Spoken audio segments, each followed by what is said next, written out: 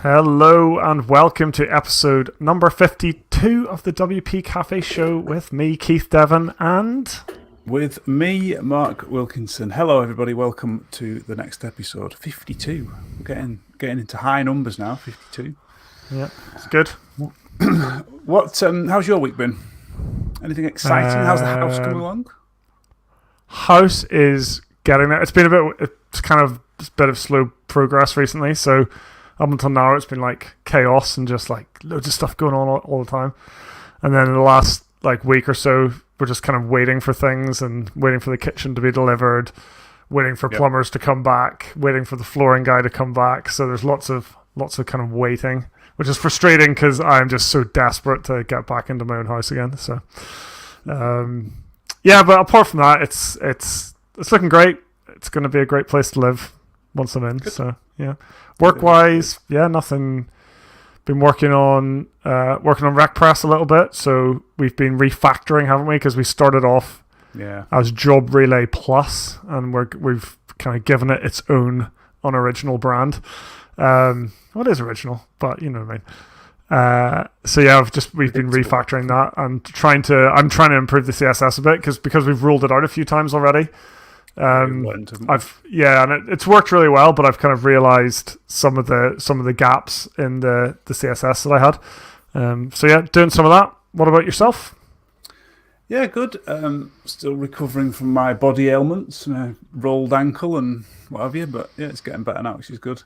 Work-wise, I have been doing a little comparison sort of work on a site, so you can compare products and put them into a little table to compare with. That was quite interesting to do for a site. That was kind of just like a prototype, wasn't it? Like can we get something working and stuff like that. So it's kind of like an e-commerce site without the e-commerce, isn't it? So yeah, it's a product catalog but with no payments yet. Yeah. So I guess the first big decision for us was, do we use an e-commerce platform and just strip out the actual payment side of things, or do we do something custom? So I think your experiment was starting off with WooCommerce, wasn't it? And yeah, so I've used WooCommerce and kind of like stopped it from taking payments, changed a few of the strings from like add to cart to make more sense to the use case that we're using.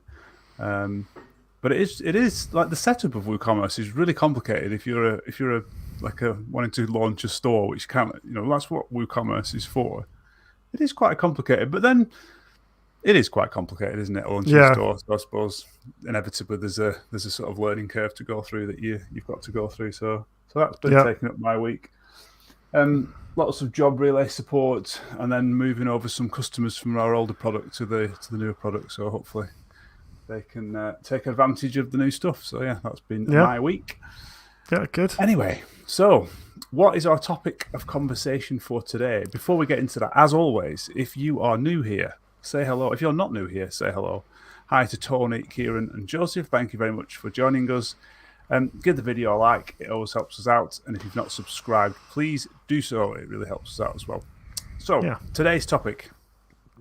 Well, yeah, the main topic is work, or is WordPress work getting harder to come by? Born out of, I guess, a few conversations I've had recently. The conversations will remain private themselves, but just the general kind of tone of those conversations around people struggling a little bit in terms of inquiries coming in, and workload being pretty low at the minute. So if you're listening or watching, I'd be really interested to know what your experience is at the minute. Like, are you finding things difficult, or new leads and inquiries harder to come by now than they were a year ago, 3 years ago, whatever?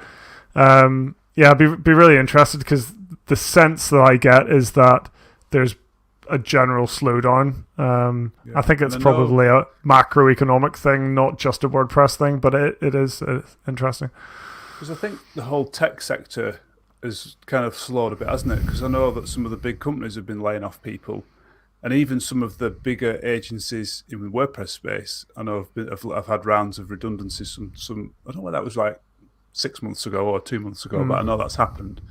So I just wonder, it would be interesting to see what people are thinking in terms of their workloads. And in terms of us, I think we're a bit skewed because of our products, haven't we? So we've been really focusing on that for the last 6 months, and as a result, we haven't really been focusing on marketing for building WordPress websites.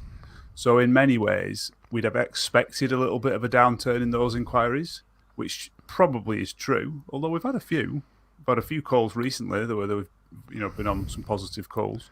But because we've been focusing elsewhere, we've been focusing on building that up and so on. And I think the actual sort of what used to be our core work of building WordPress websites has kind of tailed off a little bit.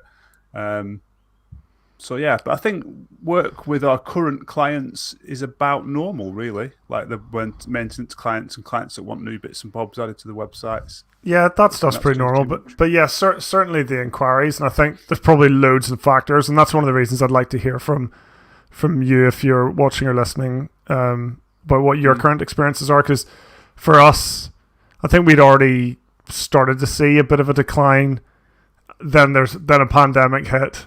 Then we kind of refocused our business into recruitment, and in a lot of ways that hasn't gone maybe as well as we would have liked to on the website building side of things. No, it's gone really well on the product side of things, which we're very fortunate about. But if we didn't have those products right now, I just wonder. I wonder what we'd be thinking and how things would be going. But like you say, we potentially could have put more energy into marketing that side of the business, which we really haven't done very much of. But yeah, loads of potential factors. Like certainly a lot of competition in the WordPress space. So I'm thinking pre-COVID, we'd already started to see like loads and loads of agencies move from just general we build websites to our focus is WordPress, because there was a big demand for WordPress from the market. Whereas before it was, I want a website. Can you give me a website? And say, yeah, I'll give you a website. By the way, it'll be a WordPress website. It suddenly became people wanting WordPress websites. And then I think a lot of agencies cottoned onto that, jumped on that bandwagon and refocused themselves from kind of more generic to WordPress. So there was suddenly a lot of competition in that space anyway. And then us shifting into recruitment, there's loads and loads of competition for recruitment websites. Like that is not a niche that has been untapped. You know, there's a lot of competition at lots of different price points as well. So it's kind of hard for us to stand out in that space too. Yeah, interesting. So just a couple of comments. Tony says, I'm just finishing up converting a classic WordPress site to full site editing on a voluntary basis, no income. He says agency work seems to be drying up. Alternatives? ? Maybe we'll come back to alternatives in a minute. And then Craig says, very busy here and no sign of slowdown, but those projects are branding, website, supporting marketing, and not just WordPress website. So great to hear, Craig, that you're busy. Really, that's really positive. So interesting. So those projects are branding, website, supporting. So like more of a complete project. It's like start to finish, rather than just needing a developer. I wonder whether there's a shift as well in that customers are wanting more of a whole suite approach. Really, they want more of a marketing approach, and that consists of a number of different pieces, websites being one of them. Whereas perhaps before that, websites were stood alone outside of that, and then I don't know, maybe that's the case. You do see a lot of people working with others that do the whole sort of suite of things now, designing and developing and marketing and ads and all sorts of things. Yeah, Joseph points out, he says, one factor might be how a web build fits into business requirements. Like Craig points out, just wanting a website feels more rare than before. Yeah, could be. I wonder if that's what like a kind of trend that swings back and forward, like moves between kind of full service agencies to like splitting things up, and like what drives those trends. I've got no idea. I'm not the kind of person that has my finger on the pulse of like this kind of like bigger picture stuff. I just kind of go with the flow without kind of seeing these trends as they happen and being able to kind of ride a wave or anything. But yeah, I wonder also, like over the last since the launch of the block editor, the goal is to be able to make publishing more easily without the use of a developer. So is WordPress at that stage where there are more and more businesses, people actually having a go at building their own sites rather than turning to a developer? Who knows? I don't know. Maybe that's the case. I mean, I think that has to be a long-term trend. Like, yeah, you look back 20 years ago, you needed to be a proper geek to do anything online. Today, you can spin up something, quite easily. So, lots of what web developers used to do and the value we used to bring is getting eroded and commoditized. Even design now. You've got things like Canva taking away a big chunk of that. Like, we won't go into AI, but there's AI coming too. And so in 10 years' time, then, are we going to see a massively shrunk development sector in terms of like it the has number to of be. WordPress developers that you see nowadays is just going to be like what 50% of that, 70% less For of me, them, because there are other commoditized tools that do the jobs of what they used to do, and in which case we all need to start thinking about what we're going to be doing in 10 years' time, don't we? Because we're probably not going to be doing what we're doing now. No, I think that goes without saying. I mean, it's just true of any industry. Things change and things get commoditized, and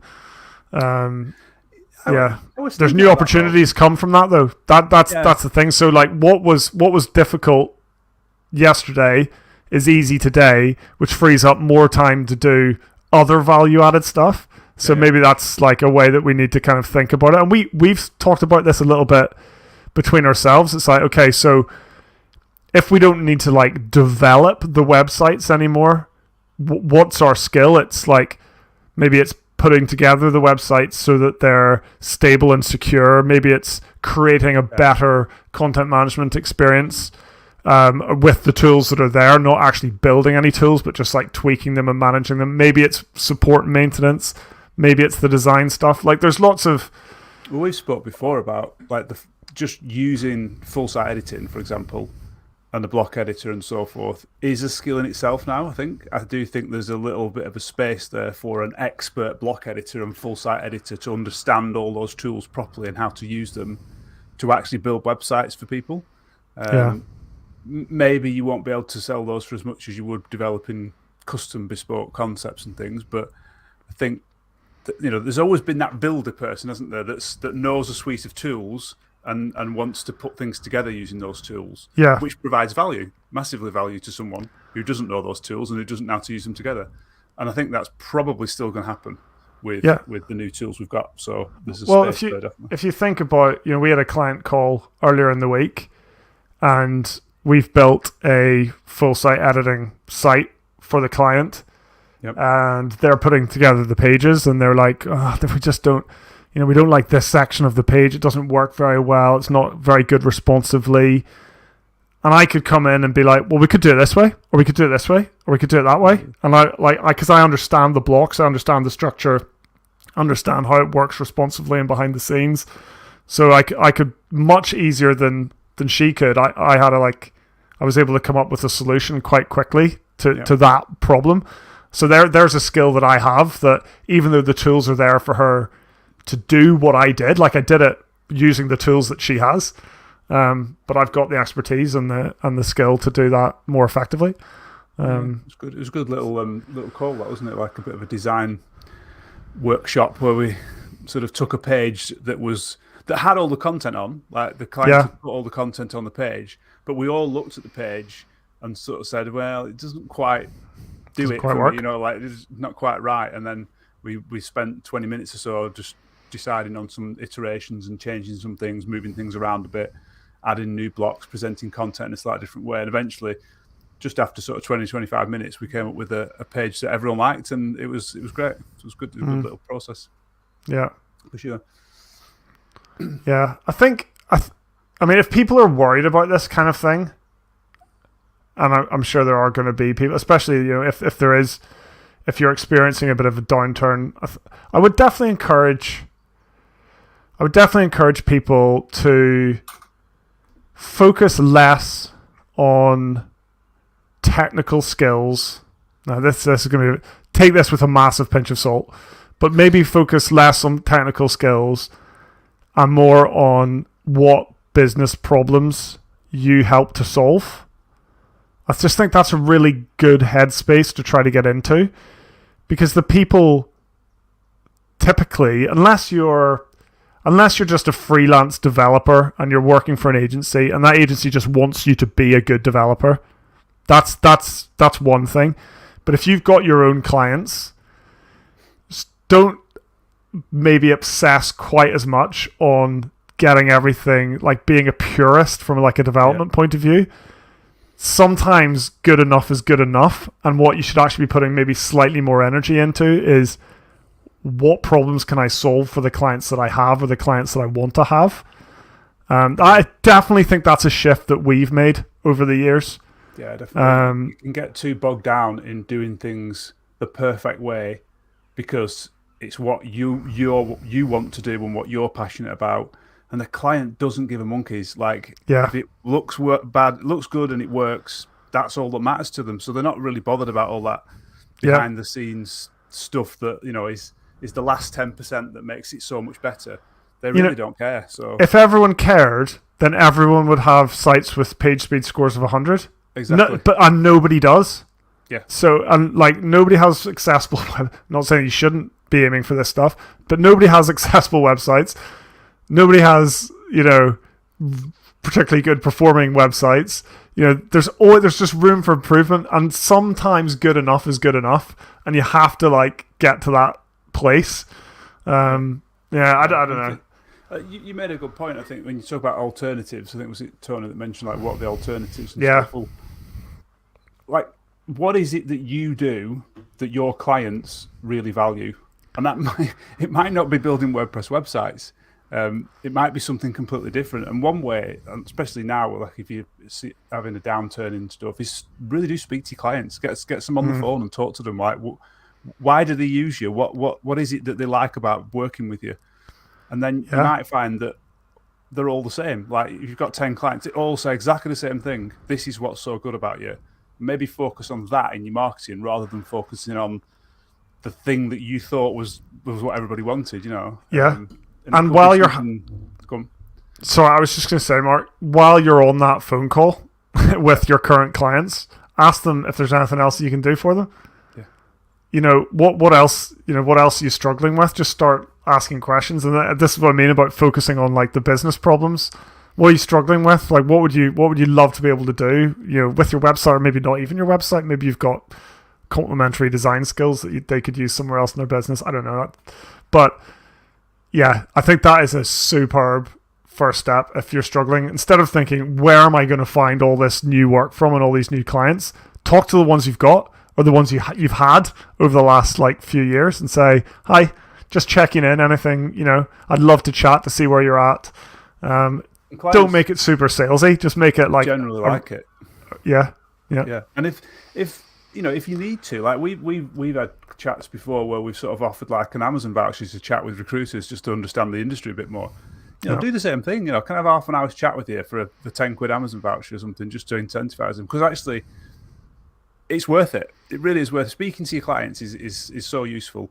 I would really encourage you to try and do that, even if you're not experiencing a downturn in the stuff, because it's so useful. Like you said, just to hear what their problems are, to hear the problems that you solve for them.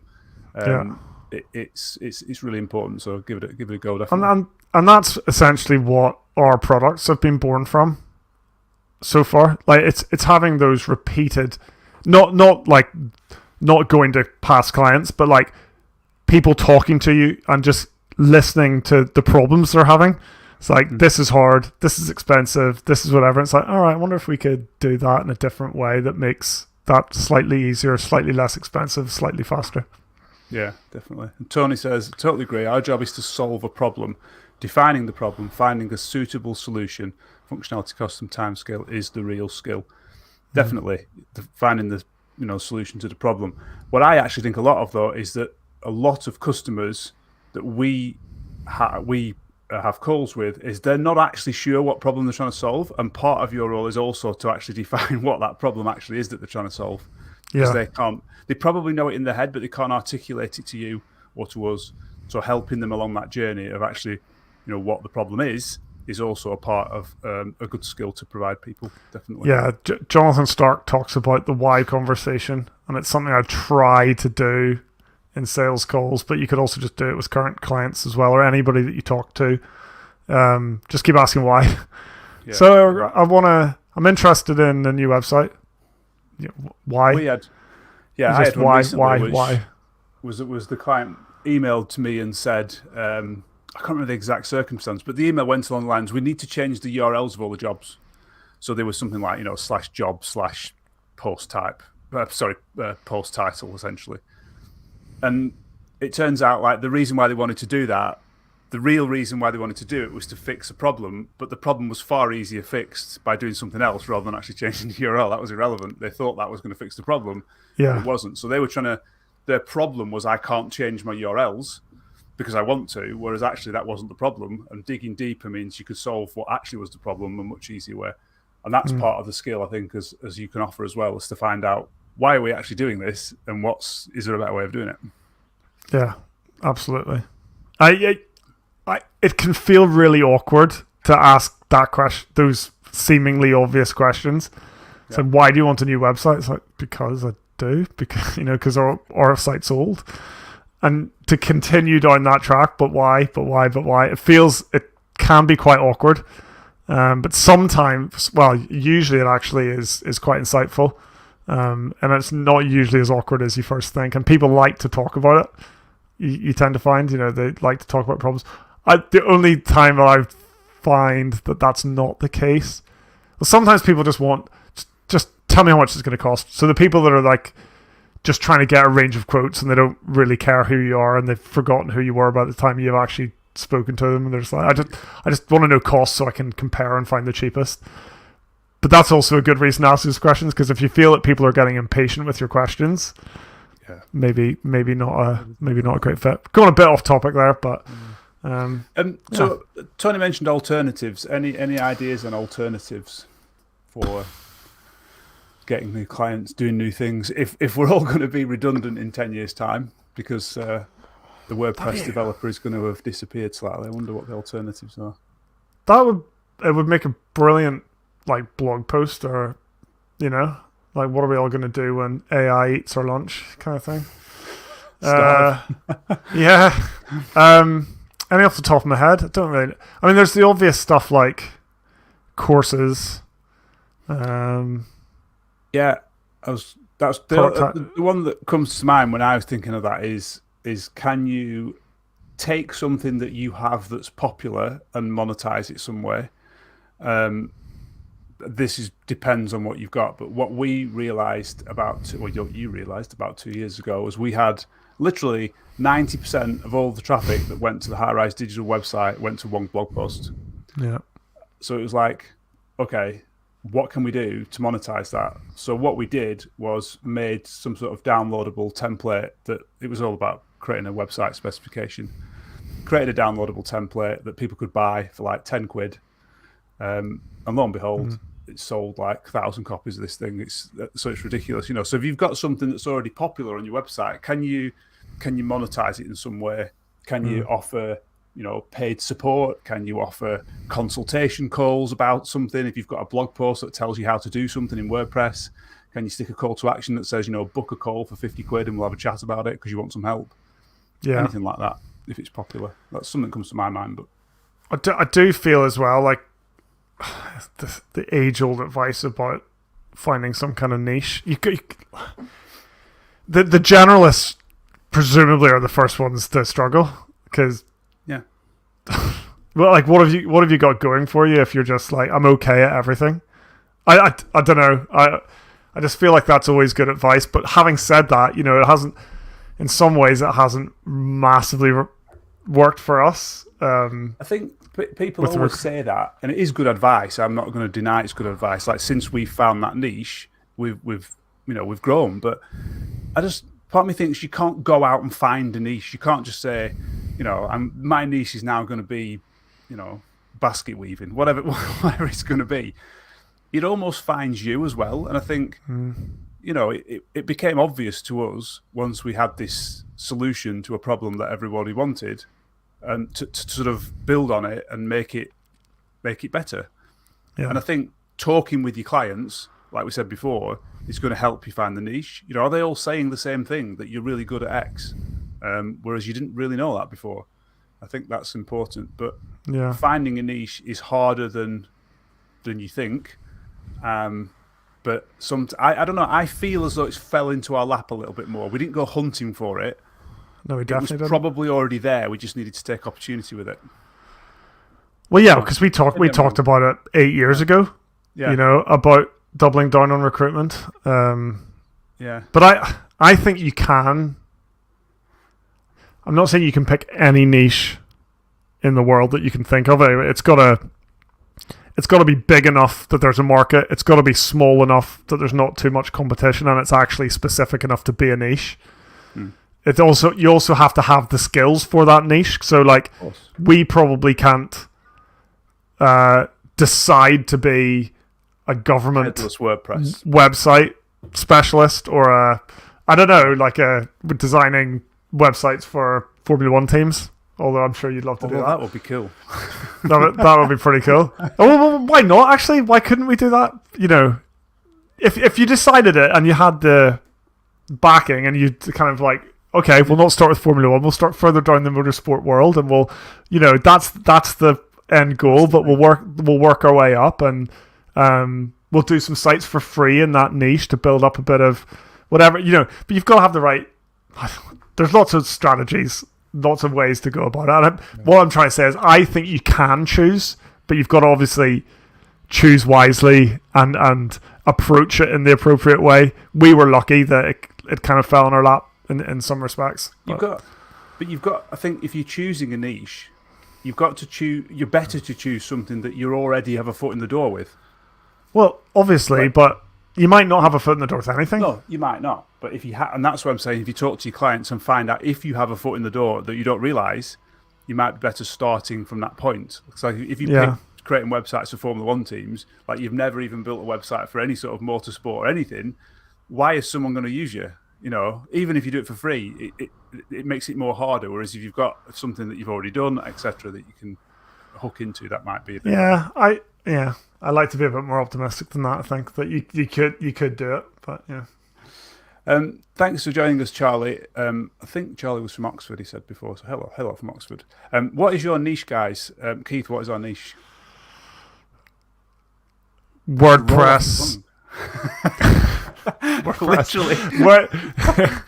WordPress. It doesn't. So, yeah, WordPress websites and plugins for the recruitment industry. Yeah, I'd say our real niche is connecting recruitment job posting software with WordPress websites. That's our real niche. And that is the next question from Charlie. What's your solution? That's what our solution is. If you haven't been listening to the previous episodes, we have a product called Job Relay, which connects multi-posting jobs systems to WordPress websites so that people can have their jobs on their own website and display them. So that's what our niche is all about. But I'm sure the rest of us don't want to talk about that because they're not. No, we've been over that a few times. Just before, we had some other topics, but we're approaching the 30-minute mark, and I think we should probably wind it up. But I just wanted to mention one thing that I saw this week, today actually, that I thought looked really interesting. Let me bring it up on my screen, and in fact, I'll grab the URL, and I will put this on screen as a little banner. So I saw this. So it's by Human Made, and it is an event about AI for WordPress. And I'm terrified of AI, and I wish it wasn't here, but at the same time it is, and I don't want to bury my head in the sand.